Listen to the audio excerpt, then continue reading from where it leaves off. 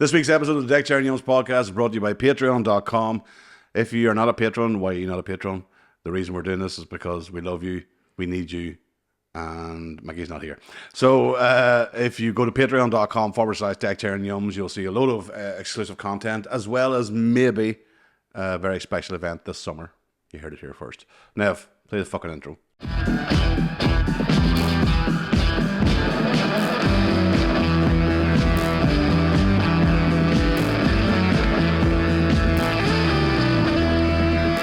Yeah, what's up, motherfuckers? Welcome back to the Deck Chair and Yumz podcast with myself, Connor Keys. Obviously, Mickey Bartlett is still foot there and down under. So we have a very special guest with us today. We're delighted to welcome fellow comedian Talal Jomar. Talal, you're very welcome. Thank you very much. It's a pleasure to be here. I'm a big fan of the podcast Thank as you well. very much. Well, normally we'd say welcome to Tyrone for people, but you're from Tyrone, so it's all Well, right. from Tyrone, yeah. So yes, we've met a few times, obviously, on the scene, on the circuit. So how have you been finding it? Absolutely love it. Yes, it's been great. Something I've always wanted to do was stand up, but obviously coming from rural Tyrone's bit of ways, you just don't never know how to get started. No. That was a problem I had too. Is like for like you're what age are you? 34. 34. Was you like myself? I didn't start till I was 30 because I didn't know how you could start. I didn't know that you actually could just go. Can I have a go? I didn't know it was as simple as that. So how long you did it now? Just over 2 years, yeah. Okay, Just over 2 years. It's been great. I've loved it. Like, to be fair, and it's nice to do things like this. It's great to have a fellow Tyronian on the scene because we're taking over. You know, we're building up. Tyrone base is getting stronger. But it is one of those things where I seen you a couple of times. Then we had you in Daly's as well, and you became a favourite of Daly's crowd in a way. So I mean, the journey of it must be a bit difficult. I mean, it's like you're from Dungannon direction, aren't you? Yeah, Dungannon. Are you outside Dungannon or in? Yeah, so like the Moy. Oh, the Moy. Okay, right. So the centre of the universe. Centre of the universe, yeah. the only place with the at the start exactly. of it. Yeah. We're so important. I still haven't seen a road sign yet that has the added to it. It's just, and I'm like, no, it's the Moy. It's mad though, because you say to people where you're from, and if you do say Moy, they go, where? They go, the Moy. Oh yeah, I know where now. The makes all the difference. The makes all the difference. All the difference, So and so yeah, I mean that's quite rural in that sense, isn't it? Like really, yeah. Do you find that it's a bit? Do you find it harder coming from the area you're from? Do you find it harder to do gigs in the area you're from, or do you like to do it outside of? At the start, it was almost like a comfort thing to do it. Okay, where now you sort of have to, like, at the start everybody was really like encouraging, and now they're a bit like, that old village vibe to go, right, proved us that you get there, proved it. I know all about it. And it's a weird setup for a comedian, because if you're starting out like I was or like you were, families behind you, they turn up to events, your workmates turn up, you're turning all the rest, and then like I'm 12, 13 years in now, and after about year 5 or so they stop coming. Just in general, gradually you just notice it. You're like, oh, they don't turn up anymore. And the worst thing is, you get better. So they don't see that. All they know is the shit that you were the first time. Now you're like, come and see now. I know what I'm doing. I know what the fuck's going on. Like your first gig compared to like 2 years, later. It's night and day, like for everybody. But yeah, I've noticed that. I was thinking, like, come back. So last year was it last year? I did a tour, and I did my final date in Daly's, and a lot of the family came along, and they were like, holy fuck. I was like, well, if you had fucking turned up that time, you'd have seen it. But so thanks for the support the first 5 years and all, of course. Fuck yous after that. But you find that, but it's great to have that local support, but then you do have to, there's nothing more solo than a stand-up comedian. You're out in the fucking wilderness then. Oh yeah. And sometimes it's actually the wilderness. I was in fucking Kirkcoven at the weekend. Yeah, exactly. I know what that is. Any further east, I'll be in Scotland. But right. Okay. But it's a weird thing when you have to venture outside of or outside of your own comfort zone to go and do gigs elsewhere. I remember that feeling. Like, as it's the first time I gigged in Belfast, like I was driving up by myself, and I was like, I'm just going to turn off. Just not going to do it. Because I was going, will they sort of get my sort of culty, for the lack of a better phrase, mentality. Yeah. But the night, it was fine. It was great. But it is, I mean, and I've always said this, if I meet any comedian off stage who doesn't have that doubt, well, then I know they're going to be shit. Genuinely, I know. That doubt, no matter what I'm doing. Yeah, but that's what I'm saying, because like there is that borderline between, you know, the confidence and then the fucking, oh shit, this is going to fucking go tits up. Aye. And if you don't have that, because I've seen over the years of sometimes if a comedian like is walking about and going, fuck, I can't wait for this. This is going to be mighty. And I'm like, oh, don't fucking jinx yourself. Don't fucking do it. And sometimes, I have to say, sometimes it has worked for them or whatever, but most of the time, 90% of the time, it's like, you just died a death here because you fucking brought it upon yourself. Yeah, exactly. It's kind of like the, what's the old theatre? The theatre rule, you don't mention Macbeth. So actors in theatre, if you're on the stage, you're going to be performing on in rehearsal or whatever, if anybody mentions Macbeth, it's seen as the worst curse. Oh, is it? That could be put on a play. I must remember that. And well, so there's two things you have to do. If a director hears you saying Macbeth or mentions, people always saying, "Oh, I remember we did Macbeth," whatever. Yeah. If anybody hears the term Macbeth, they have to. What is it? I think you can look it up, but I think you have to go outside. You have to leave the venue, curse, spin around 3 times, and spit, and come back into the venue. So it's known as the Scottish play. So you're not allowed to say Macbeth on stage, but that's the same. Or where is it? The producers, where they talk about never say good luck on the night of a show. Has to be break a leg. Break a leg. Yeah. That's almost like the thing they have. I don't know if you have it up in here. It's called The Cure. Oh yeah. This is when my family doesn't know my father's from the Middle East. His first time here, my father had gout. Right. In the local shop, right? I mean, the middle of nowhere, Tyrone. And he was limping. No one's going to have it. And the shopkeeper goes, my father had never been to Ireland before ever. Shopkeeper goes, what's wrong with you? And he says, oh, I've got a gout. He's limp. He goes, I know a wee woman has a cure for that. His mind was blown that he thought, like, this wee place. And he was like, walked up the house all excited, goes to me, I've got the cure for gout. It wasn't, it was just chop an onion, bury it in the garden. You know what I mean? So his mind was completely blown. He was like, you know, that I've never heard that actually coming from somebody that's not from here. Because in your mind, if you heard that, you think, these guys have the cure for gout. He was like, where's the rest of the world? He was completely like, why does nobody else know about this? Like, why did you know? I have somebody within our family who has the cure for thrush. Okay. Allegedly. But yeah, it's a very surreal thing to watch. Because like random and you never really, even though a lot of adults do get thrush, there's never adults come, you know, that stays secret. They don't come for that. But it's always babies. Yes. When babies have thrush, or babies always come to this house and have to do the whole thing. And over the years, the more he would do it, the more, you know, the phone never stopped and people were coming all the time with babies. And apparently, I was brought to him when I was 4 or 5 months old, which was wild. And anyway, so as time went on, then more and more people started to believe in it less and less. You know, people didn't really, and the only people who really believed it were the travellers. Okay. In more recent times, in the last 5 or 6 years, but they would come day and night.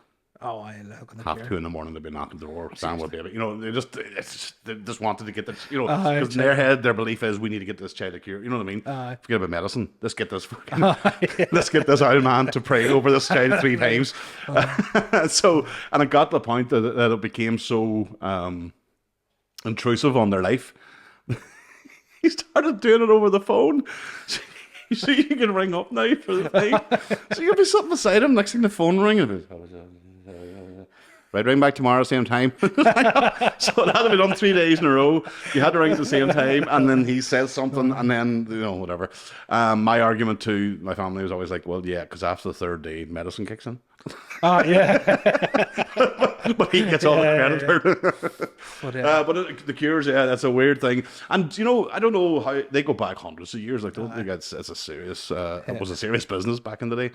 But yeah, to see it firsthand, you're like, oh, fuck, that's fucking brilliant. Now they can do it over the phone. I was like, that's brilliant. Next will be email. Email cure. QR code, just sure. But I'll still never forget that. I'm here to be thrush free. Never, just his face lit up. No, back to the house. Right. Can you believe this one? So that's, I mean, obviously with the name of Talal Jomar, you just sort of highlighted your heritage, your background. So, I mean, your dad's from, you talk about this on stage, so your dad's from Iran? He's from Syria, yeah. Your mum's from Tyrone, Belfast. That's what I was trying to think of the name. I know. So I mean that was a very a mix that you would never normally associate. Exactly, especially now it might be so uncommon because people travel all over. Sorry, that's what I'm talking about. Back in the day, back in the day. So you're 34, so I mean, you're talking what, 1990? Yeah. So I was born in the Middle East. I was born and lived there for 5 years. I moved here, but like my mum, she was an air hostess for Aer Lingus, and they were sort of done this thing where like you could get relocated, and she somehow ended up being in the Middle East, Saudi of all places to go. Like back in the days, women had no rights at all. And they might have too many now, but the hell of a lot less back then. Like I always felt like people were getting to go to places like Rome and Barcelona, and she got to choose where she was going. No, it was like drawn out. Oh, so you talk about that bad luck, like. But then, as a bad luck, look what she's got. Exactly, you know I know. So it all works out in the end. So, and she met my father. Right enough. But she converted to like Islam and all before she met. Right. My Okay. father. Yeah. So yeah. Well, she was obviously very progressive mum, then she was able, to be able to, because if you let's be honest, the stereotypical sort of rural woman from Tyrone is not going to break away from the church, whether it's Catholic or Protestant. That's my church, and that's it. But now, I mean, as you say, but at that time to take that step, like that's a brave move. Like. But it must have been the Tyrone accent that done it for my dad, because like you couldn't see her. Do you know what I mean? It's the truth, but did he actually meet her in full burqa and she had a Tyrone accent? Oh well, that's how because you. Holy fuck! So it must have been the Salaam Alaikum lad. It's like what's this? Never ever have I heard about somebody being seduced by the Tyrone accent. That's it. Do you know what I mean? So it must have been that, and the fact that she could speak. Arabic as well, because my mum can speak Arabic. Is she fluent? Yeah, she can read. What about yourself then? When you were there till 5, do you still have? No, a bit. Like I can understand if people are talking. I can understand. Oh right, okay. But I wouldn't be like. Yeah, you're not fluent in that sense. No, conversation maybe you could have small talk. Not really. I can do like the pleasantries. Right, if that makes sense. Right, but that's about it. Like I'm full. You're full Tyrone. Full Tyrone, like, just, full speak. I'm more Paddy than Jihadi. That's the way to look at it, 40%, But But then you moved here when you were 5, and you go straight back to mum's home place, home area, yeah. And but it was wild. Like I never people lined the streets because you wouldn't have seen anybody with any kind of tan at all. It was red up to here, and then we landed. And when we were younger, the only time you seen a person of colour was a soldier. So British Army, there were the black lads in the British Army. That's the only ones. I vividly remember being so young and in a shop in the town, and there was a black guy who was clearly a soldier in front of me, and I remember staring. Because to me, being so young, I've seen obviously Eddie Murphy on TV and all this stuff. I've never seen a black person in real life, and I remember being very conscious even then as a small child. Stop looking, but it was just But even as you said, because there's 5 of us, and then and we all had accents too. Like I've completely lost mine now. But when you first landed, first landed, we had an accent, and we went to like primary school and stuff, and people were like, "Who are these?" People like, and I mean, what was the sort of? Because I mean, we'll come to the sort of modern history if you want in regards to Islam and stuff. But what was the sort of mentality at that time? Was there like fear or anything? Was there any like? Because I didn't see any, and maybe you could prove me wrong, but I always remember that it didn't really have much of an impact until 9/11. Correct. Up until that, there wasn't we had nothing. We had like no like. I think because we sort of just fitted in, we sort of just blended in, and I played GA, and I think it helped that I had family who, from obviously my mum's side. Yes, so it didn't really seem that strange. But with 9/11, happened like we get like tourists out spreading our house wall. Get away the fuck. And I'm like three. Hold on. You're in East Tyrone. the Moy. East Tyrone. And you're getting terrorists out betting on your fucking wall. Hey, you know what? It could have applied to every house. No, right, to be honest. You know what I mean? But, If you boys woke up and go, Jesus, I got the wrong house. Hey? you know what I mean? So it is. Fuck. It really is just like, but like, Yeah. apart from that, nothing really. Like, we never got anything really. And I mean, like, because this is the thing, you always sort of have this, when you're younger, no matter who you are or what you are, kids will always find something to pick on you for. For me, it was being fat. For my mate, he had buck teeth, and somebody had a cockeyed, and somebody was fucking ginger, and something. You know what I mean? Did you get that sort of stuff? So because people always say to me, "Oh, they'll go for racism or whatever." And I'm like, when a kid does that, they're just trying to find something different about you. So I was brown boy. Like that was my name, like Brown boy. And to even that, some of my friends still call me brown boy because there's a wee boy who went home to his mum and dad goes, "Wee brown boy in my class." But it was my most distinctive. There was no malice behind it. It was just Yeah. So, but no, we never really got much bother at all, really. Like thankfully, really. Because we are like as much like we hate each other. Yes, Catholics and Protestants. Yeah. But generally, we're actually not that bad. You know, in regards I probably get more now than ever. But it's almost like ignorance as opposed to like this is true. I actually do a bit about it. But there's a local councillor where I live now came to my house, knocked the door, marched me up the road, and there's a flagpole. On top of his flagpole was a Palestine flag, and he goes, "I did that for you," and I went, "Why? I'm not Palestinian." Stuff like that, you know. He came to your house to show you a Palestine flag. I'm still not going to vote for you. You know, I'm still. I go, That's probably the worst kind of racism. Exactly. It's he thinks he's doing right, but I'm like, that's like I'm the closest thing you know to a Palestinian. Do you know what I mean? Holy fuck! It's mad. That is crazy. Like. But see, just when I live close to her, and I was traveling for work one time, and there was a man walking down towards me, so I sort of stepped in, let him past, and he stepped in to let me pass, and I said thanks very much. He stopped and asked me about my name, you know, and we were just having small talk, and he was from Palestine. Right, okay. And he's like, where are you from? And he goes, I'm from Ireland. And he says, what part? I said, up in the north. He goes, no, tell me exactly where you're from. And he says, near Belfast. And he goes, no, tell me exactly where you are. And I went, well, Talal. He goes, hold on a second. Goes down, gets his phone, shows me his phone. There he is, standing beside a couple of like high profile councillors.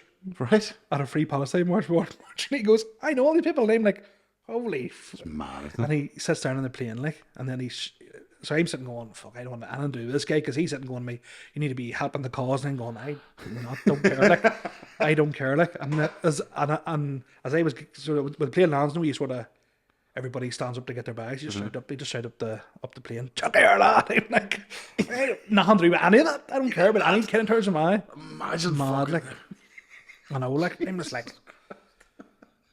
Mad, but it shows you how small the world is, like, isn't it? It's fucking mental. Like, but he was like questioning, asked me about my dad. I'm like, do you work for the MI5 or something? Where you go asking me questions? But like when I travel, I would get a bit like when I travel, like my bag gets searched every time. No way, man. But it's because they see the passport and go, nationality, place of birth. Come on, make it believable. The boy? What? They see the name and hear that accent, go, come on now, you know. But so in regards to then, like, because the Islamic faith, is your mum still? Not so much. No. And what about your dad? Was he? He was. Here's the thing. I'm going to ask very stupid questions because I always try and get people to relate our situation here to the rest of the world, because it's easy to say it's all Catholics and Protestants. I'm like, yeah, but when you break it down and go, how many of those Catholics go to mass? How many of those people are practicing the religion? You know what I mean? And it's the same thing with Islam or Muslims. You know, what is the story there like? So when we were in the Middle East, like we would have prayed 5 times a day, but everybody did. Yeah. And then I would still do Ramadan not every year, every other year, maybe every 2-3 years, you know. That's the only real thing. I'm not really a big religion guy. And my mum isn't so much anymore either. Like, my father's passed away now. Like, but even he towards the end wasn't a big like we weren't radicalists or weren't, you know. Ramadan is just a more extreme Lent. It's more it's more extreme Lent. It's tough. Like now, when you said about getting bullied in school, like whenever when we were doing Ramadan in school, like people would have been walking past you were like sausage pops and stuff. And you starving like big man like myself, you'd be fucking starving. walking past with like a Twix or a twirl or something going. And you starving like. Yeah, that's maybe worse than racism. Just waving it is. food. It's worse. Yeah, it's worse. You know At least the racism doesn't fucking make your stomach grumble. I know. That's mad. But that was the only thing really. But apart from that, no. Yeah. You know. And that is it. I mean, but I always think then, even if you take your story at face value, there's loads of comedy material in there. There is, yeah. You know, even your dad and the Cure and all that. There's like, that's what I think is always a good recipe for comedy is, like an alien, somebody not in that environment and not knowing it and getting their view on it. You know, like us being in America or Australia or whatever. And because we find it even in dailies in the comedy club, sometimes something as simple as an accent. Yeah. You know, somebody from Dublin or from Cork or whatever, from down south, and they come with an accent. And then if they start talking about Oma and trying to, you know, I seen this today in the town, everybody's like, oh my God. You know, like, oh my God, that's fucking amazing. And the way you pronounce it and all that sort of stuff. But I mean, you know, you've got fucking, there's some negative sides to it too. Like, obviously, there is, yeah. But the prejudice, but there is like, this is mad. Like some of the stuff that's happened, like that I've had to deal with over the years. And that sounded like a real bad, but it's not. But it's funny too. Like I had played GA. I remember like the ref came over to show me a yellow card. Goes, what's your name? Talal Jomar. Another yellow. I was like, what's that for? He goes, give me your real name. And I went, that is my name. Like that is my name. Getting sent off for your name. So I don't know if you ever played, but you used to have your name. Just go TJ. You used to have your name in Irish and in English. Right. For the whole thing cards. So they asked me, what's your name in Irish? I haven't a clue. So I used to be known as Talal Og Jomar. Talal Og Jomar. Just fired an Og and stuck a fat over one of the A's in Talal. Talal Og. That's fucking brilliant. Nah, it's great. Like, you just have to laugh at it. Like you really do. Like, but like even in like school, especially if we had like a substitute teacher in, they've been going through the. This would have been like Connor, James, Paul. Soon as the paused, that's me. That's you know. It's probably even tried to sit down, yeah. But the funniest is people trying that say my name wrong. That's why you must have some pronunciations over the years, like. Few favorites to Taj Mahal. That's okay. Comment that if you want. Yeah, I'll definitely take that. I done a gig somewhere. Fucking Taj Mahal. I done a gig somewhere. Oh man. And as I was walking out, this woman, full like, right, approached me and she goes, "You were on there," and she goes, "You're that wee Indian type of fella." And I went, "Aye, close enough." There's no Edinburg gig, you just want to go home. Nah, you just walk on, and she goes, "How do you say your name again?" "Oh, it's like trying to say a magic spell." And I went, "Aye." That's it, aye. You're fucking Harry Potter. Talal Jomar. Exactly. Next thing you appear and go, what? I know. And then, what about you, and my first ever job was in like a factory. And they used to call me the surprise. Or like, the surprise. Like, why do you just call me that? Talal. Oh, fuck, that's good. That is fucking good. Class, and you just have to cunts. Like the whole nation is just cunts. Talal. Yeah, I was like, that's good. Fucking brilliant. That is unreal. That. And every time I'd walk in the room, Talal. I was annoying. Very annoying, but fun. Oh, fuck that. We can do nicknames very well, I have to say. Like, there's layers to that shit. Like, I know. My favourite ever nickname for myself was Topsoil. Some of my best mates call me Topsoil because I'm a colour Topsoil. We're just having a bit of a slagging match in a bar. My mate just goes, "Fuck up, you're the colour Topsoil." That was it. Listen, I could do a whole session. I've people who listen to the podcast know we've done a clip before where I went through all the nicknames in the place I grew up in, and I left out the kind of racist type ones. But yeah, we had a guy who was born in, whose parents were born and reared in Oma, but just happened to have what was known then as sallow skin. Okay. I still don't know what sallow is. Oh, he's got very sallow skin. I was like, oh, right. It just meant that he had like one shade darker than white. Like literally one shade, like not even like any, nowhere near getting close to brown. Just like one. And I'm not even going to say what his nickname was because it's a racial slur now. But for years, that's all he was known as. Yeah. He came to the door, my dad would say, we're looking for you. And then it got to about 97, 98, when we were starting to get a bit more aware, just as we were turning 17, 18. We're like, listen, we can't go around fucking. So he's now known as Chinus. So you can guess what his original name was. Okay. Here's the weird thing about nicknames. He didn't choose it. Yes. Just like you didn't choose Talal and I didn't choose Yumz.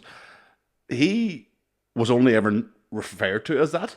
Yes. So then it kind of was like a loss of identity. When it had to change, he was like, all right. So, because again, he had no choice in the change. It's just sort of gradually, we're like, we can't do this. We can't be in the middle of a fucking pub and shout fucking. So it changed. And that is a weird thing, even though it's obviously very racist and all the rest, but it was his identity. It was him. It was like, as like Topsoil is like, it's so bad, but it's yours. You know what I mean? It's like that's good. No, that's like the same as me, Yumz. Like I didn't choose fucking Yumz. I would have went for something better than that. But it's just I had no choice in the matter. It was just fucking because I was a fat fuck. But yeah, and that's the cruelty. Back to talking about the kids, the cruelty. But sometimes it's you need the adults. You need to be that bit older to get the really good nicknames, the ones that have layers, that aren't just going, "Hey, brown boy." You know what I mean? It's like the Topsoil or it's the China or whatever. But probably the most racist person I ever met was probably my granny, who didn't know she was being racist. No, you had to come in. They're the worst kind. We had to come in. When you're young, you come in outside and you're always bogging. Mm-hmm. Muck to the eyeballs. I know what you're going to say. say. Come in and something like running about outside like a dirty wee yarb. Like, that's what I am. That's what I am. I'm the only person in this county who can actually fucking say that. Oh no! But my granny would have I would have been quiet and and I never could have got. I still to this day don't know if it was a slur on the colour of their skin or a slur on their hygiene. I never knew. Is it because you came in with muck on you, so then you were colour of it, or did they associate anybody? You know what I mean? I still to this, I don't know where the originally came from, but I've heard that so many times. She'd have took us to because my grandmother would have looked after the chapel, so we'd have been over as kids, all the time. She'd have dosed us in holy water. I'll get the R about you. I'm like, we're just from a different country. We're not possessed by a devil, But it's good. But that is, that's that old sort of typically sums up, the generational thing here where they just don't. And let's be honest, still to this day, there's quite a few that don't understand, but it's just to have it your own fucking granny. You know what I mean? It's crazy. She meant no malice, but it was a phase. In fairness, now I have to say, like my granny threw holy water on me when I would go on a long drive. We get those in holy water all the time. It was their go-to. And as long as they doused you, they were happy. Yeah. If you die now, I don't care because I blessed you. Oh, exactly. That's my conscience clear. You do what the fuck you want to do. But I had no way of blessed exactly, it's mad.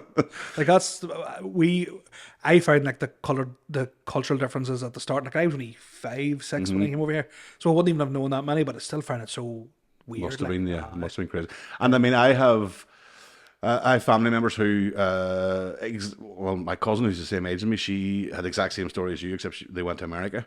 But she always tells the story of when she left primary 1 here and was taken to America. Sort of the same scenario as yourself. She went in the classroom and then she had an accent. Now, obviously, they're both Ireland and America speak English. Yeah. But nobody can understand what she was saying. And then it kind of got her really down. And, as a P1, you shouldn't be feeling down. No. And then she said, eventually I just had to assimilate, which is the next thing. So it's so fucking cool because all of her American friends have known her for 40, 35 years of her life, whatever. But when we come over, she switches back to the... Oh, no way. Oh, aye. Class. So then, for years when we were 18, 19, going over to visit and all the rest, all her friends say, make her talk Irish. And we would go, here, mate, what's the... And then she'd answer, and they're all like, oh my God. And they just couldn't. And then even, so in later years now, So she's got 3 kids now, who are obviously American. And then when we come over, because they've known her obviously all their life. Yeah. And then we walk in and her voice changes and they all like, Mom? You're like, no, it's okay. She's mummy. Yeah.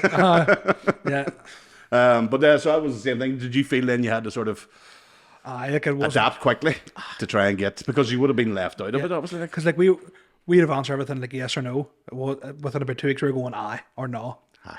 You know what I mean? Deadly. And window went from window to windy. Windy. The door and the floor. Shade. Yeah. The shade. You know what I mean? So. Get into that shade and you're underneath the tree going, I'm on, there's no sun here. So listen, the comedy end of things then, I mean, that kind of like myself, I suppose, is like a bucket list thing, but was there a number of years you were thinking about it, or was that just like a month, like a decision you just went? No, it's something of from I was in school, I wanted to always do something on stage. Sort of dip my toe in we would have like amateur theatre and stuff. Would you have been a class clown? No, not so much. Like not so much. I'd have thought myself. I always like to find this out of comedians, were they class clowns? No, not really. I'd have thought myself funny, but not the class clown. Like I'd have been quite like well behaved and like. Would you? All right, like a wee bit nerdy. You know that sort of thing. But like I like to mess around too. Like and was always talking and always enjoyed the feeling of making people laugh. Maybe, yeah. And never minded somebody like say we're doing something stupid in class. I didn't mind being the one to like put my hand up to like volunteer to do something. Yes. I never minded that sort of end of it. But I wouldn't say I was a class clown, no. But from no age, I always wanted to like really like stand up was. I was like, how do you even do it? How do you? And as I say, I didn't know how to get into it or I was involved. Watched it for all my teenage years. Ended up working. I've told the story in the podcast before. Sorry, listeners, but ended up working in Jongleurs Comedy Club in London, Camden Town. Still didn't think. No. I'm serving pints, watching comedians, going, "Fuck, I'd love to know how they do that." At 18, and then left there, and then when I got to 30, I was like, "I was in a fucking comedy club, fucking working at the bar. Why did I not fucking try at least?" But obviously, I wouldn't have got into Jongleurs or whatever. But I still, at that time, I thought they just were an alien species to me. Yeah. You know, I brought the drinks to the dressing room, but they were like, they're the comedians. Yeah. And you're like, all right, guys, thanks. You go out, you know, and again, they just felt like a different species or a different race than what I was, and I just didn't know that you could do that. And I wish somebody had have said back when I was 18, you know, you can just turn up to an open mic night and give it a go. You know, it never entered. Never entered my head. And then part of me wonders, is that a good thing? Kind of like yourself. You and I would be kind of similar in our age starting, and it's like you've got a life experience, not a full life, but you've got a lot more experience than somebody started at 18 who's just maybe trying to talk about topical stuff or wanking usually or farting, you know, whatever, you know what I mean, because they haven't done fuck all else. But that's, you know, and so then you get a bit of that, I've got, because your audience isn't full of young people, you know, you've got a mixture of ages and you have all different demographics and stuff, so you do have to change things up. But I'd have went to Lowry's quite regular to watch and stuff, and then sort of thought about it. I was getting a real thought, and then March 2020 happened, and then obviously everything just exploded for all you guys, and it was like, this is class. Like, look how much fun it is for those guys. I'm just gonna give it a shot, and then because I said there was a comedy night started at close to where I live, and I went, I give it a go. Really want to do it, and then I said the first gig went really well, but even it took me ages to be normal, like backstage, because I'm like obviously watching yourselves and Mickey or whoever. You're going, hey, listen to these guys, you know, and feel like, you know, a wee bit like I always try and imagine that, because I had that feeling like when I did my first Empire gig. Because this, like, we talked about this. I've talked about this many times before. There was a lull after Kilty and before Geddes and Todd. You know, there was that sort of lull of Mickey was the only working comedian, like professionally. He had an agent he was doing, but he was up and down the UK and Ireland, or whatever. And he was maybe 3 years ahead of me, maybe 4. And so when I joined, I was like, oh, he knows what he's doing. But I never felt intimidated with Mickey. Just because he's a ball bag, but but I meant he always was so welcome, and he felt like, because he was a couple of years younger than me, he always felt like a mate, as opposed to or maybe a colleague, as opposed to somebody that you would sort of revere. But now as time went on, you obviously realised, yeah, he's a fucking genius. But I remember doing the Empire and Jake O'Kane emceeing it. Wow. And I remember coming and going, oh, holy fuck, there's Jake O'Kane. And I remember thinking, what the fuck do I do here? And I didn't know what to do. And I remember running a joke by him, and he went, wouldn't do it. And I went, okay. And I didn't. And to this day, I've never done the line since. No way. Yeah, it's just, and when he said it, he just went, too much. And I realised what he was talking about. For me at that stage, Okay. too much. Today, I could probably do it. I would have the skill to be able to do it. Yes. But it was too, and I remember thinking, oh, fuck, thanks very much. But I remember that intimidation of going, holy fuck, this is, yeah. So it must be, and it must be the same for yourselves. Seeing Gators or Shane or whatever, you know, and you're thinking, fucking hell. I remember this when you mentioned Mickey there. Do you remember those Hill of the O'Neill gigs? I was quite nervous because it was quite local to where I live. I think it was the biggest crowd I'd done to that stage. I was proper nervous, like. It was 400 people. It was a big fucking gig, yeah. And Mickey was there, and Mickey goes, "Is this close to where you live?" I went, "Yeah." He goes, "Would you know most people out there?" And I went, "Yeah." He goes, "Do you realise if this goes bad for you, that's your career over." 2 minutes to go on stage, like. Hey, what a wanker. He's such and a I laughed, dickhead. and he goes, just shrugged his shoulders and walked away. I was like, "Is he being serious?" But it took me.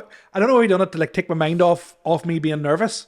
So all I could think about was he just wasn't thinking. he just thinking, "He's like, your career's over." Just a thought came into his head. You listen to this podcast long enough to know a thought just comes in. He says it and he goes, "Yeah," and just walks on. So, and I was like, and I It's like did- dropping a bomb in the and middle. I didn't really know him. I was like, "All right, okay." But the first time I met one of the big comedians, I know his in-laws quite well, Yeah. and Okay.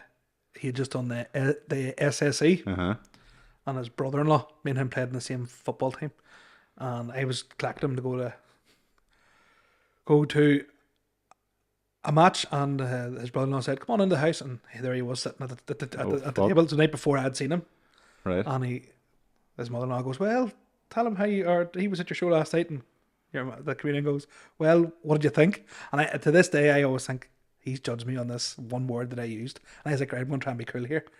Oh, I was sick. That's what he said to him. I went, "Oh, fuck," and that's in my head ever since. Actually, of all the comedians that you could have said that word to, he was probably the most appropriate.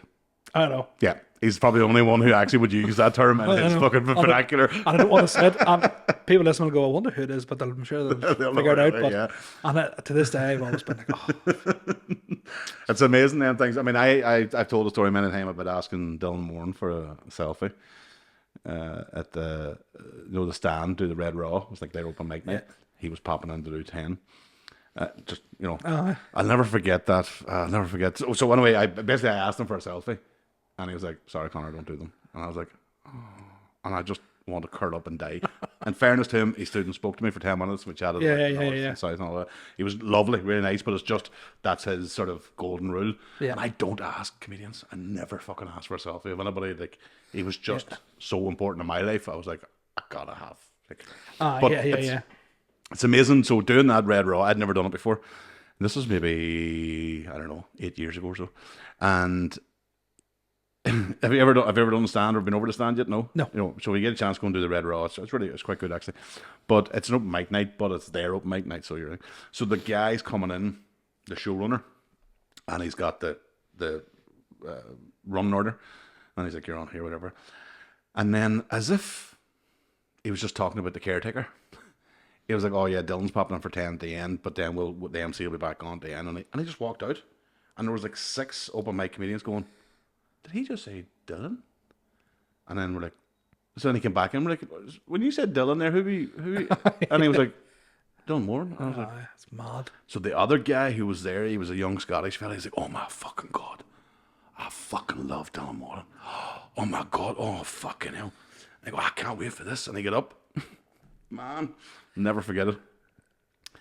He got on stage, and within 15 seconds, he said something so misogynistic, it split the room completely in half. Yeah. He never got them back. He was to do 5 minutes, and he ended up doing about 3. Oh wow. And now I was at the back watching, and Dylan wasn't in at this stage. and I could, you know yourself, you're on stage, and you, as a fellow comedian, you can see somebody that's dying, and you can see them feeling it that they're dying. Yeah. And this guy beforehand, like I say, he was like, "Oh my God, I go to bed at night and listen to Dylan in my headphones, and I fucking love him, all this." And so he finished his set early, walked off the stage early, and it was the break. So I went back into the green room. I wanted to tell him, "Listen, don't worry about it. Dylan didn't see it. He wasn't there. Fucking guy was gone. He just walked off stage, went straight out the door and left." So to this day, he thinks Dylan Moran seen that set and died in his hole. And I don't know, maybe he's never tried it again. I don't know if I don't know that. I can't remember the fella's name.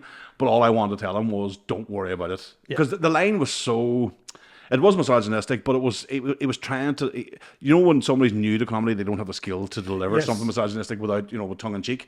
He didn't have the tongue in cheek, so it sounded like it was. Yes. And I just wanted to grab him and hug him and say, "Don't worry about it. Dylan didn't see it. Your hero didn't see it, right?" Yeah. And gone, just completely out of the venue. And by the time he walked off stage to go to this room, I walked round to come, and by that stage he must have been out the back door, gone. And so I remember thinking, "Oh, you poor bastard, that's a fucking awful way to start off your career." And then, but I don't know which was worse, me or him, because then I got on stage and I had 10 minutes. And in the first 2 or 3 minutes were going really well, really, really good. And then as I'm on stage, Dylan Moran at the back of the room was walking across, and I'm just watching. And I kind of fucking forget where I am for a wee second. I bring it back, I'm okay a couple of seconds. But I can't mention the audience. "Oh my God, fucking Dylan Moran's just walking." So I just look, and I was like, "Oh my God." But there's a speaker in the green room from the main room, right? So this Red Raw, obviously, so it's open mic night and whatever. And I have a great set, and everybody fucking loves it. I think I got 2 applause breaks in the 10 minutes, right? Which was, for me, I was like, "That's great."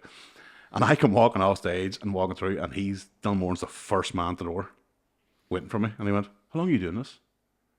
And I went, "Oh, about 6-7 years." He goes, "Oh, okay." As if to say, "Oh, that makes sense," because he thought I was brand new, first person up, because I must have seen a fucking new Richard Pryor, because it's open mic, and I said, "No, I'm from Tyrone. Obviously, I don't get a chance. I have kids. I don't get over here that often, so this is my first time to try it out. But I've been doing it 7 or 8 years." But it was just the fact that he was he had made his way across the green room to get to the stage door to meet me first and go, "How long have you been doing it?"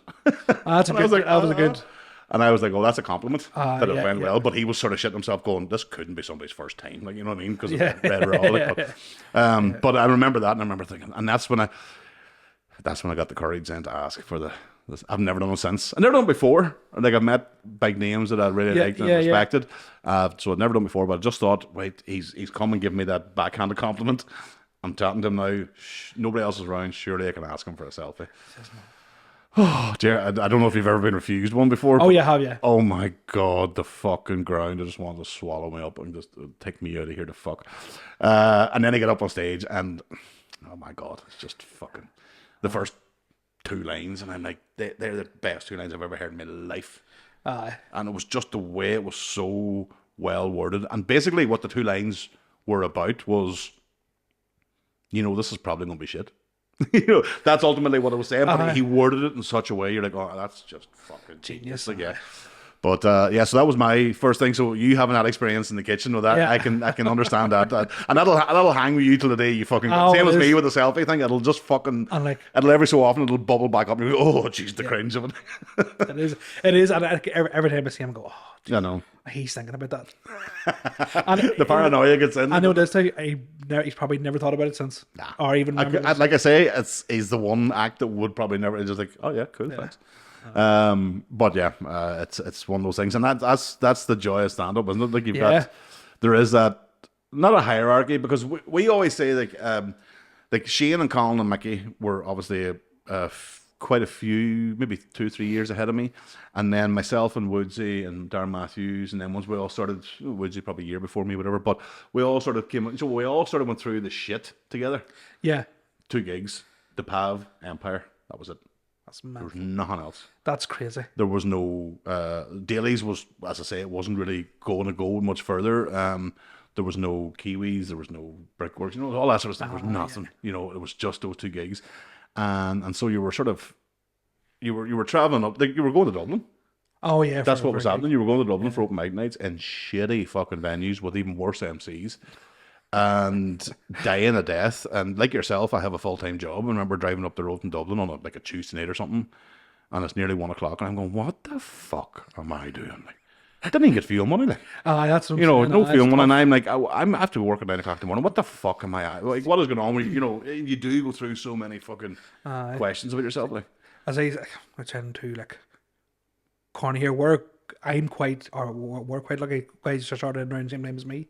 So many gigs now. That's because the user just exploded over them past 3-4 years. So there's gigs everywhere. So we can get. Well, the gigs were even picking up before then. Well, yeah. It's just the COVID and lockdowns really pushed the podcast through. Yeah. But the gigs were picking up. I remember 2018, 2019. I thought, oh, this is feeling nice. Like, because you had Pug Uglies, you had Labraries that started, you had those things were all kicking off. Where you went from, you could have had an open mic night and a gig in a week. Now you could have been gigging every night in Belfast. Yeah. A paid gig every night, you know. And then it spread the rest of the country. You know, you've got Newry and you've Korean and all that sort of place, and then Skilling, like, yeah. So that was a good, but I think the fire was starting to burn 2018-19, and then COVID just threw petrol on the fucking thing, and it just blew up. Like, it was really, so we're quite lucky. Because I hear the horror stories these guys talking on podcasts and stuff. Yeah. Oh, there's been some deaths. I don't know. We could have, because I'm saying, I don't know if I could have survived that. You know what I mean? I've said this before on here. I remember going to Downings, which is way in the middle of Donegal. Like, yeah. So from Oma, it's nearly 2 hours. Like, that's good. Because it's probably about 60 miles, but it takes you 2 hours to get there. You know what I mean? One of them shitty things. And I remember going, and I actually said to him, not that long ago, but I remember going, and there was a comedian running it, and there was 4 people in the audience. And this is where my biggest weakness is. I can't get motivated for 4 people. Now, this is where the difference with me and Shane, for instance. So Shane Talal will see 4 people. Yes, it's shit, but he's like, I have a show to do. And and then 4 people, that's a show. Whereas I couldn't. I was like, that's a fucking nightmare. That's 4 people. Like, what the fuck? And I actually said to the guy, the comedian doing it, I was like, listen, I'll waive my fee. I'll not take any money for coming up here. I'll go home now if you just don't do this show. And then I don't know if it was ego or what it was. He was like, no, we have to do it for these because there might be more come in. No more come in. 4 people. Yeah, 4 people. Now, 100% success rate because all 4 of them laughed at me. So that was good. But again, I was like, what? And then driving home then too, I'm like in the middle of the fucking winter, and I was like, what the fuck am I? Why am I going to Downings in the middle of the winter for a start? You know what I mean? It's a fucking holiday term. Nev's just asked, was it not just awkward for them? Because I have to repeat what you say, apparently, because nobody can hear what you're talking about. It was awkward for them, and then the guy had to address it at the time, because it was a massive fucking room that probably could have fitted 150. Oh, no. Right? And there was 4 people just sitting, and there was 5 comedians. There was more comedians than there was audience. And I remember just thinking, and I remember going home to my wife going, I don't know if I can continue this. This is soul destroying. But yeah, so you persevere, and that's what I'll say to any comedian out there, you know, even though, as you say, today's a really good scene. Yeah. But even if somebody's listening to us in 10 years' time and the scene's shit, keep going. It's kind of cyclical, you know, it'll go around. Yeah. The Empire would have had the sort of the monopoly of it back in the day, where they would have had Keelty and Murphy and all them ones, and they would have, there was like a couple of gigs around the country run via the Empire, you know. Yeah. But that was it. And then it sort of died off after Keelty sort of, you know, blew up and moved on. Murph and Tim and all the rest of them still kept going and doing strong, but they had nowhere to gig. Yeah. They had to rely on big shows, you know, and whatever. But now you can see Murph now. He's in comedy clubs all over the place now. Popping up this year, like, because he's getting ready for next year for the tour. Yeah, it's great, like. But so yeah, that's the thing, and but then the other thing is very weird. The 2020, the lockdown and the podcast, and obviously this is where we are today because of that. Thank you, everybody. But that came about, you know, out of necessity. Yeah, we couldn't gig. You need an outlet. You need to look and let it out. Now, I didn't know that I was like, when Mickey at first asked me to do it. It had to be. I don't believe in fate or destiny, but there was definitely a serendipitous fucking vibe to it because he came to me about the 3rd week of January in 2020. Yeah. I said, do you want to do a podcast? And I was like, fucking course. Because the whole country was kind of waiting for Mickey to do a podcast. Yes. He'd been a starring guest on Geddes so many times, and he was just Mickey being funny as fuck. Yeah. So they were kind of waiting for his podcast, you know, his own, but Mickey's typical. Either he can't do the technology, and then he doesn't like talking to himself because he feels the voices get in. So, so there was that. Then I became sort of like, and I still am to this day, almost like a sidekick. But that when he said that, I was like, fucking absolutely. Like, you've one of the best comedians in the country is asking, do you want to do a podcast? You're like, you're not going to say no. Oh, of course. But then within 6 weeks, we weren't going to do, because he was going to Australia, as always. He was going to Australia in the end of March and going for maybe 6 weeks or 2 months. So we said, we'll do series. So we'll do series 1, series 2. So the first one was going to be 6 episodes. By episode 5, lockdown kicked in. Mickey's flights were all cancelled to Australia. He wasn't going to Australia anymore. And the next thing we're like, well, what the fuck are we going to do? Yeah. And then, because he can't sit still, he needed, he was like, I have to do this podcast. We have to do this because I need an excuse to get out of the house. I need to get away. Yeah. And you were only allowed to leave the house for work. So his thing was, when the cops stopped him driving down the motorway, he's like, I'm going to work. What do you work at? Podcast. I'm a key worker. I'm a key worker. Yeah, he is a key worker, but a different way. I can imagine. But that's so, that's where that sort of almost like a destiny thing is. Just so like, what were the chances that he would ask just before a global lockdown that, we could have missed the whole boat. Yeah. We could not have no podcast during that time. And then it became like almost like, because the pubs were closed and stuff like that, we were doing quizzes on the Friday night. So we were kind of filling the gap for pubs. And, it just was out of necessity. It was just like, and a necessity for us to get out, but also then it turned out the listeners wanted to have something too, because there's only so much TV you can watch. It was like it was kind of like interaction, wasn't it? You could talk to people, you could send messages to us and all that sort of crack. So actually, but before I forget, do you remember you and Mickey run it was a Zoom call thing for people who wanted to be a comedian? Do you remember them? Yes, I was on that. Fuck off! You were not. I was on that, and that was like, because I was like, right, I'm gonna ask you, how do you get into like stand up? Do you remember them? I do actually, but you was on 2 of them. I was on both of them. That is fucking. That mad? Mm-hmm. That is absolutely mental. When I first met you, I thought I had met you before, but then I thought, well, you're just full of shit. So I fucking did meet you before. Yeah, I was on them Zoom calls. You were on the Zoom calls. Because I was like, you want to give us a go? And I was like, there you are. Fair play, that's fucking unreal. That was during lockdown as well, wasn't it? Yeah. Because I done my first gig in November 2021, and that was, I think it was in around maybe 6 or 8 months before that. You'd done some sort of like a comedy workshop. Yes, almost. That's right, yeah. Mm-hmm. And you just give tips on how to write. Because I remember the first joke I was going to start with was, and everybody does it, is, hope this isn't like my sex life. And I went, right, that's gone. Thank goodness. Yeah, absolutely. Or if you see anybody in the new act come with a notepad, off stage. Yeah. Or what's the other one? I've written a poem. Oh. Yeah. What is it with new comedians that think a poem is going to fucking... I've trouble enough remembering what I wrote about remembering a poem too, like. Yeah. Although they took the piece of paper out to read the poem, that's even fucking worse. I don't know what it is about the poem. Maybe it's just a comfort blanket thing that they found funny or something. But every single open mic night when I go there, I hear, I've written a poem. I'm like, oh no, here we go. Sorry, I don't mean to disparage anybody as a poet. Yeah. But ChatGPT can do it all for you now, I know. So I mean, you're still flat out. You're still gigging away. Still gigging away, yeah. And I believe you're taking on a bit of acting. Is that right? Yeah, that's what I said last year was my last time doing a play, and so would you do this every year? Would you? I normally would have done a play every year, yeah. And when you say you've done a play, it's as a part of a theatre company, or part of a theatre company called Jump the Ditch Theatre. Jump the Ditch Theatre. Jump the Ditch Theatre. Fucking love it. Jump the Ditch. But it's for actors who just want to do it casually. Yes. Okay. Because there's around close where I live, there's 2. There's a crack theatre put on great shows. There's a park theatre put on great shows. So our theatre group is just anybody who doesn't want it. We still, don't get wrong, we still put on a real good show, but it's not as intense as those other ones. They're for like people who actually want to do it like maybe full time. So we're just sort of like the laid back sort of. Yeah, well, that was me. That was my. That was the reason I first got into stand up, was for writing plays. So. And I loved being, and then from doing plays, I loved being on stage because I'd done a few like serious plays. Right. Like I done Blood Brothers, the play. Yeah. So we were meant to do the musical. I was the narrator. Right. Do you know the like the songs from Blood Brothers are class. They were, yeah. So then we found out we didn't have the rights for the songs. Found out, so we then had a. So I then had a. Have you ever had a talk at a song? Do you know how hard? Do you know how hard that is? No, especially when way. Blood Brothers like my favorite play. So like, and everybody in the audience is there because they want to watch. So they're hear waiting the for me to music. sing the song, and I'm sitting just talking it.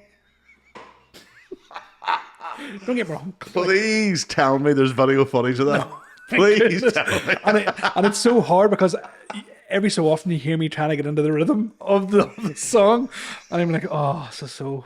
But here it was great. The fucking lyrics of Blood Brothers. But see, yeah, because you're trying not to say it like you're rapping it, and then you're trying not to like say it like you're reading it. Yeah, so you're just awful. That but, sounds terrible, actually. So then with Jump the Ditch, we do more like farcical plays, and enjoyed the aspect of like the comedy and that's my three were all, or well, four of them, but they were all a series. You know, they're the same characters, but it was all comedy. And it was sometimes slapstick and sometimes whatever. But yeah, that was the first time I realized I could write something that people laughed at.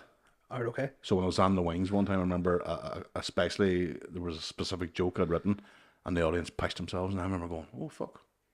Yeah. So I can write funny material. So maybe I have to try this on stage. So I have to fucking deal with 14 fucking. I was going to say 14 actors. They're not actors. They're just they're just friends of mine. They just like one of them was a welder. And he was like, fuck it, I'll do it. I was like, when's the last time you acted? He goes, I was a sheep in P6. I was like, I'll do it. So like I'd always done stuff on stage, whatever. Like, say for example, like a local GA club was doing like a Stars and Rage or something. I always would always would put my hand forward. So you had the sort of performer bug in you already. Yeah. Like you didn't. You were.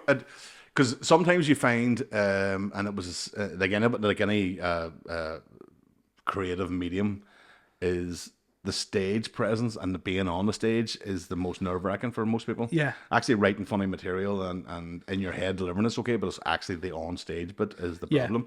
But you had that sort of, because I was the same, I spent years doing like quizzes and stuff, hosting things with a microphone in my hand, like an MC and like not at comedy clubs, but like community events and shit like that. Yes, so I had the stage thing gone, but you do see it still to this day. A lot of people get very nervous of the actual stage. See, I from when I was about maybe 14 till I was about 19, I have a stutter.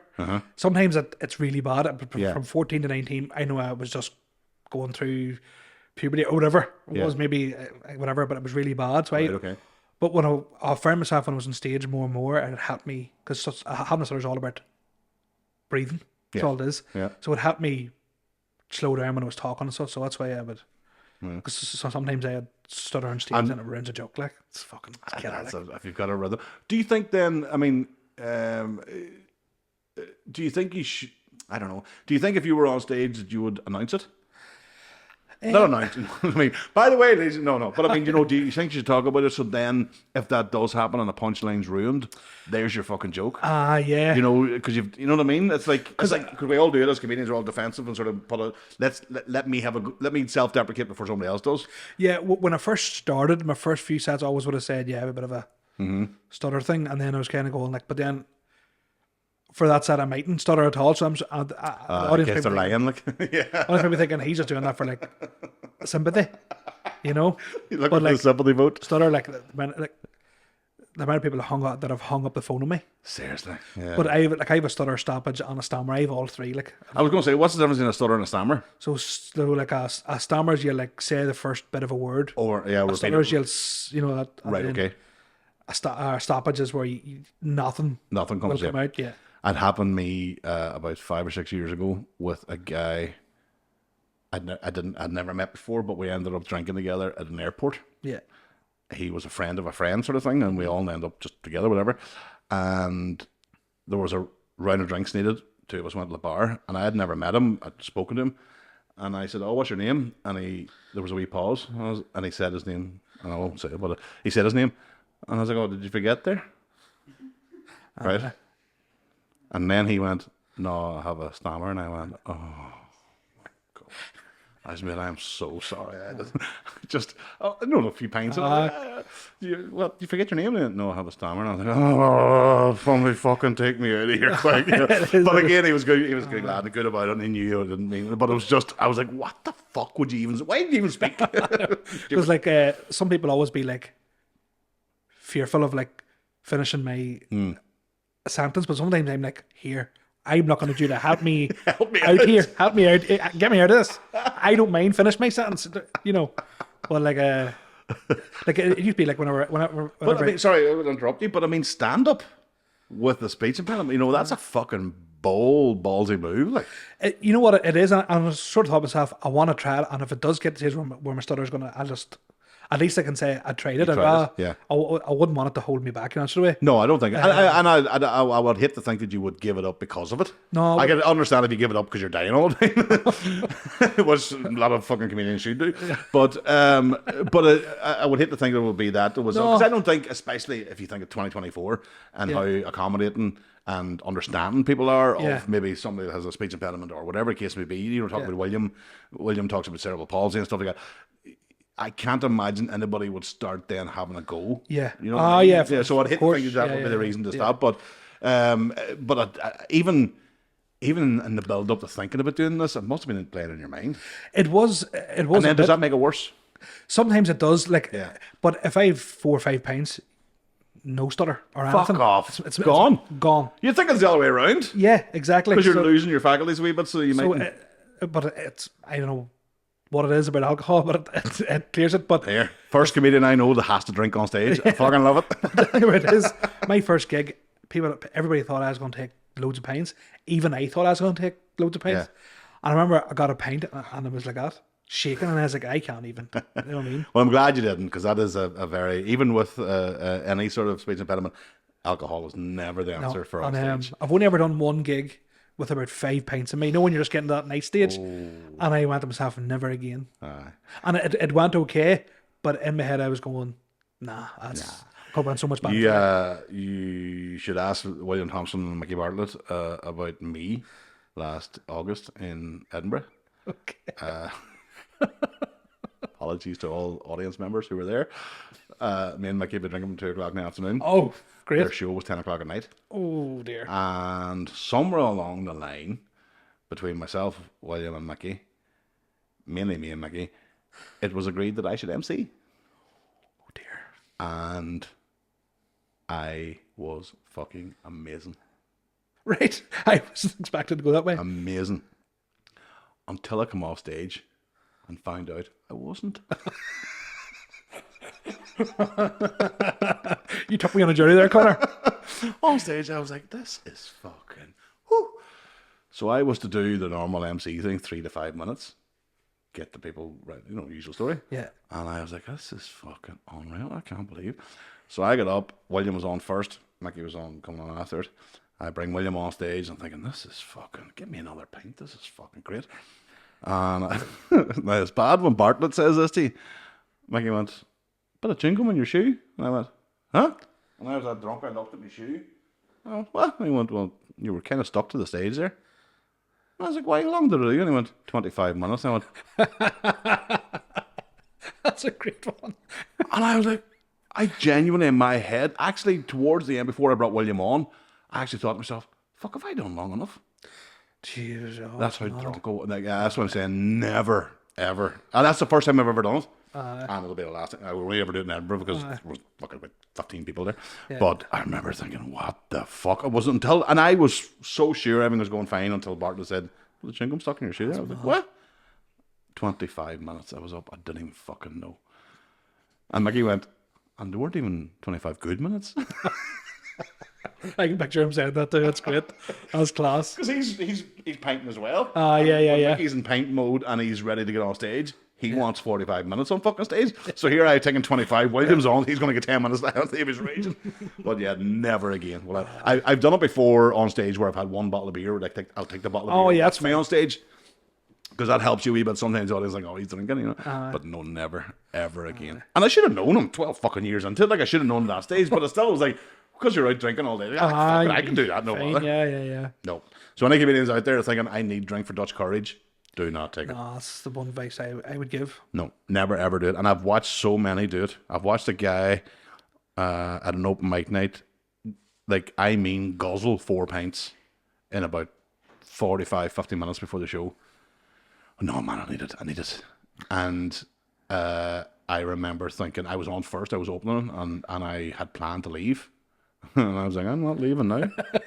What's this car crash? Fuck me. You talk about a car crash. He said the same joke 3 times. Forgot that I told it already. That's great. Not only the second time, but the third time. And actually, by the time the third time, the audience went, oh, for fuck's sake. No way. That's how bad it was. The whole way around the room, for fuck's sake. And he didn't have any recollection, or didn't have any awareness that was being the reaction. Just like I didn't have awareness in Edinburgh. I didn't think that I thought I was fucking brilliant. So yeah, it's a tough lesson to learn. But you're back this year. You're saying, and you're back acting again. Yes. What are you doing this year? We're doing a play called "Dying to Meet You." It's like a farcical play. It's actually right. I enjoy them all. This one is what I've enjoyed the most. Right. Playing a Scouse undertaker. Oh. So yeah, Scouse accents ropey enough, but it's give us a few lines there. We've got a few lines now. See when you're put in the spot. In the spot now. Thanks for having me on the Dictator Yumz podcast. That's all right. It's okay. That's not bad. That's not bad. That's not in the script, by the way. Listen, by the way, you shouldn't take any judgment from me because I can do a Tyrone accent and a Traveller accent. That's it. Can't do English, Scottish, nothing else I can do there. Mickey was here now, his Scouse, and Mickey's in there. Of course he is. But every accent, he's fucking amazing at the club. But so it's in the 9th to the 12th of May in the Crack Theatre in Clyland. 9th, 12th of May, Crack Theatre, Clyland. Ladies and gentlemen, go and get your tickets. Go and see Talal. So Talal, what we normally do is we normally finish off with either or questions. Have you heard these before? Yeah, hopefully, because you say you listen. I want to test that you weren't lying. Right. So we normally fire through them. They're quick answers, either or. And if you don't, if you can't choose one, and if I want to find out why you went a certain one, I will stop you. But otherwise, we'll do it quick. Right. Okay. Straight on. Sand or sea? Sand. Red sauce or brown sauce? Red sauce. Apple or orange? Apple. Poem or song? Song. Shorts or trousers? Shorts. De Niro or Pacino? Pacino. France or Italy? France. Batman or Superman? Batman. White bread or brown bread? White bread. Sweat or tears? Sweat. EastEnders or Coronation Street? Neither. You have to pick one. Coronation Street. Pizza or pasta? Pasta. Oh no. You'd be the same as me, by the way. That's my answer as well. I fucking hate pizza. Long or hard? Hard. Okay. Bono or The Age? The Age. Everybody goes to The Age. Laptop or tablet? Tablet. Flip flops or sandals? Sandals. Cheese and onion or salt and vinegar? Cheese and onion. Radio or podcast? Podcast. Singing or dancing? Singing. Las Vegas or Bangkok? Bangkok. Petrol or diesel? Diesel. Sofa or armchair? Armchair. Beef or pork? Beef. Cinema or theatre? Theatre. Sweet or sour? Sweet. Liam or Noel? Liam. Chocolate or crisps? Chocolate. Healthy or wealthy? Healthy. Cupcake or muffin? Cupcake. Deck chair or Yumz? Yumz. Good answer. Love that. Didn't really listen to the rest of the answers except for the last one. Anyway. Talal, Jomar, thank you very much for coming in. Thanks for being a co-host for me. I say go and check out the Crack Theatre. Go and check out Talal's socials. You're on social media and Instagram and stuff to find out where he's gigging and go and see him. We're also gigging in Hill of O'Neill very soon. Oh, that's right. We're all together. Yes. So in Dungannon next weekend, I do believe. It depends when you're watching this. So the 4th and 5th of May. Cracking lineups. Great lineup, actually, yeah. So I'm hosting both nights, so if you're in Dungannon, come along. If you're not from Dungannon, come on ahead down for the crack.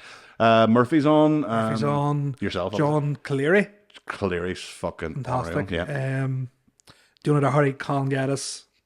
Just anybody who's anybody. There's really two really stellar lineups that night, I have to say. And then myself, obviously. The most important. And myself, yeah. So listen, thank you very much, everybody. We will be doing a bonus episode with later on sometime this week. But thank you very much to Talal for now. We will see you in Dungannon if you can. If not, you'll be seeing Talal in Clyland at the Crack Theatre. Apart from that, that's it. Thank you very much. Thank you. Cheers, everybody. Bye-bye.